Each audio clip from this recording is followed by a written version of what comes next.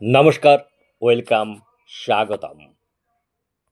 আসুন আমরা শুনতে থাকি অডিও বুক। স্বাস্থ্য, সম্পদ, অর্থ, টাকা পয়সা, আপনি যা কিছু চান সবই আপনি পেতে পারেন, হতে পারেন বা করতে পারেন। আপনি কি কোটিপতি হতে চান? কী ধরনের ব্যবসা করতে চান? কী রকম বাড়িতে আপনি থাকতে চান? আপনি কি আরও সাফল্য চান?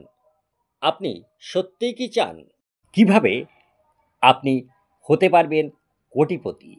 আপনি কিভাবে প্রচুর ধন, সম্পদ, ঐশ্বর্যের মালিক হতে পারবেন? আপনার হাতের মুঠোয় হবে আপনি যা চাইছেন তার সব কিছু। আসুন, কী সেই রহস্য জেনে নিই। আপনি সম্ভবত বিস্মিত হয়ে বসে ভাবছেন, কী সেই রহস্য? কিভাবে সে কথা বুঝলাম তা আমি আপনাকে বলব। আমরা সকলে একই অসীম শক্তির সঙ্গে কাজ করি। আমরা প্রত্যেকেই একই নিয়মের সাহায্যে নিজেদের পরিচালিত করি। মহাবিশ্বের প্রাকৃতিক নিয়ম এতটাই যথাযথ যে মহাকাশযান বানাতে আমাদের কোনো কষ্ট হয় না। আমরা চাঁদে মানুষ পাঠাতে পারি এবং 1 সেকেন্ডের এক ভগ্নাংশের যথাযথের দ্বারা আমরা ঠিক করতে পারি নেমে আসার সময় Bharat, Australia, New Zealand, Stockholm, London, Toronto, Montreal বা নিউ ইয়র্কে। আমরা সকলেই সেই একই শক্তির সাথে কাজ করি, একই নিয়মে, আর তা হলো আকর্ষণের নিয়ম। আকর্ষণের নীতি হলো সেই রহস্য। আপনার জীবনে যা কিছু আসছে আপনিই তাদের আকর্ষণ করে আনছেন। আপনার মনের মধ্যে যে ছবি আপনি ধরে রেখেছেন তার দ্বারাই আকর্ষিত হচ্ছে। আপনি যা চিন্তা করছেন ঠিক তাই হচ্ছে। আপনার মনের মধ্যে যা কিছু ঘটছে আপনি তাকেই নিজের কাছে আকর্ষণ করছেন। আপনার প্রতিটি ভাবনাই হলো সত্য, প্রকৃত শক্তি।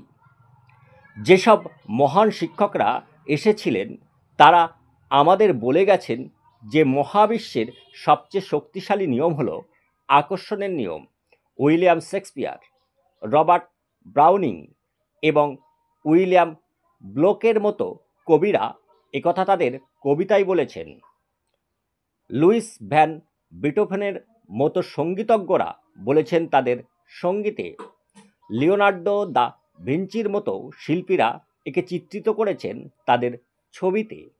Socrates, Plato, Waldo Emerson, Pythagoras, sir Francis Bacon, sir Isaac Newton, Johann Wolfgang von Goethe এবং ভিক্টর হুগো তাদের রচনা ও বাণীর মধ্য দিয়ে মানুষের সঙ্গে ভাগ করে নিয়েছেন এই জ্ঞান।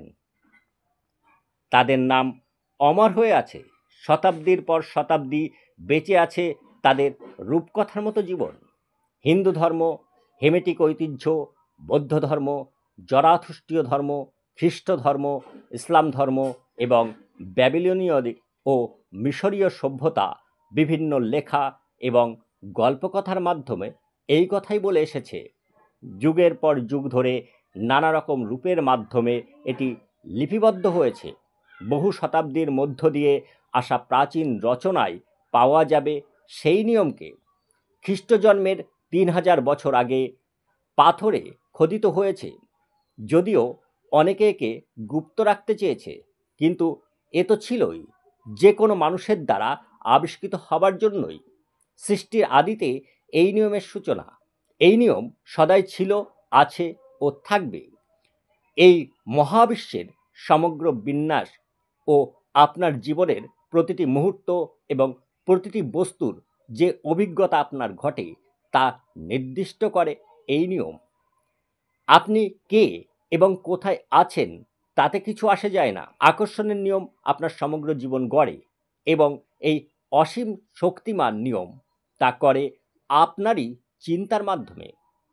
আকর্ষণের শক্তিকে সক্রিয় হওয়ার আহ্বান জানান আপনি নিজেই, আর তা করেন আপনার ভাবনার মাধ্যমে। 1912 খ্রিস্টাব্দ চার্লস হ্যানেল আকর্ষণের নিয়মকে বর্ণনা করতে গিয়ে লিখেছেন, সৃষ্টি ব্যবস্থা নির্ভর করে আছে এই শ্রেষ্ঠ ও অভ্রান্ত নিয়মের উপর। প্রতি যুগেই বুদ্ধিমান লোকেরা এই সত্য জানতেন। আপনি সোজা প্রাচীন ব্যাবিলনে ফিরে যেতে পারেন। তারা এই সত্য জানতেন, কিন্তু খুব অল্প সংখ্যক লোকের মধ্যে সীমিত ছিল। প্রাচীন ব্যাবিলনীদের এবং তাদের বিপুল সমৃদ্ধির কথা পণ্ডিত ব্যক্তিরা নথিবদ্ধ করে গেছেন। তারা পৃথিবীর সপ্তম আশ্চর্য সৃষ্টির জন্য সুবিখ্যাত। সেই ঝুলন্ত উদ্যান, ইতিহাসে তারা হয়ে উঠেছিল সবচেয়ে সমৃদ্ধশালী জাতিগুলির অন্যতম। মহাবিশ্বের নিয়মকে জেনে এবং প্রয়োগ করে সমগ্র উপার্জনের প্রায় 96% উপার্জিত হয় মাত্র 1% মানুষের দ্বারা। এই প্রশ্ন আপনার মনে কেন আসে? আপনার কি ধারণা এটা আকস্মিক ঘটনা? এটার নকশা সেইভাবেই তৈরি? তারা কিছু একটা বোঝেন, তারা বোঝেন সেই রহস্য। এখন আপনিও সেই রহস্যের সঙ্গে পরিচিত হচ্ছেন। যারা নিজেদের জীবনে ধন সম্পদ টেনে এনেছেন, তারা প্রয়োগ করেছেন সেই রহস্য, সচেতনভাবেই হোক আর অসচেতনভাবেই হোক। তারা ভাবেন সম্পদ ও অজস্রতার কথা। কোনো বৃদ্ধ ভাবনাকে মনের মধ্যে শিকড় গাড়তে দেন না। ধন সম্পদই তাদের ভাবনায় কর্তৃত্ব করে। ধন সম্পদ ছাড়া তাদের মনে অন্য কোনো ভাবনার অস্তিত্ব নেই। ধন সম্পদ সম্পর্কে শক্তিশালী ভাবনাই তাদের কাছে ধন নিয়ে আসে। আর তারা জানুন আর না জানুন, এই হলো আকর্ষণের নিয়মের সক্রিয়তা। রহস্য এবং আকর্ষণ নীতির সক্রিয়তা প্রদর্শিত হওয়ার একটি যথার্থ উদাহরণ দেওয়া যাক। আপনি হয়তো এমন লোককে জানেন যারা বিপুল ধন সম্পদ অর্জন করেছেন, সব খুইয়েছেন, আবার প্রচুর ধনার্জন করেছেন। তারা জানুন আর নাই জানুন, এসব ক্ষেত্রে যা ঘটে তা হলো তাদের ধন ভাবনা অত্যন্ত শক্তিশালী বলেই প্রথমে তারা ধন লাভ করেছিলেন। এরপর ধন হারানোর ভয়কে তারা প্রশ্রয় দিয়েছে, যতক্ষণ না এটিই তাদের উপর প্রভুত্ব করেছে। তারা ধন ভাবনাকে ছেড়ে স্পর্শ করেছেন ধন হারিয়ে ফেলার আতঙ্কের মাত্রাকে, কিন্তু হারিয়ে ফেলার পর দূর হয়েছে হারানোর ভয়। তখন আবার স্পর্শ করেছেন প্রভুত্বকারী ধন ভাবনার মাত্রাকে, তাই ধন ফিরে এসেছে। এই নিয়ম আপনার ভাবনায় সাড়া দেয়, সে যে ভাবনাই হোক না কেন। ধরনের ভিডিও পেতে চ্যানেলটি সাবস্ক্রাইব করুন। ভালো লাগলে লাইক, শেয়ার, কমেন্ট করতে ভুলবেন না।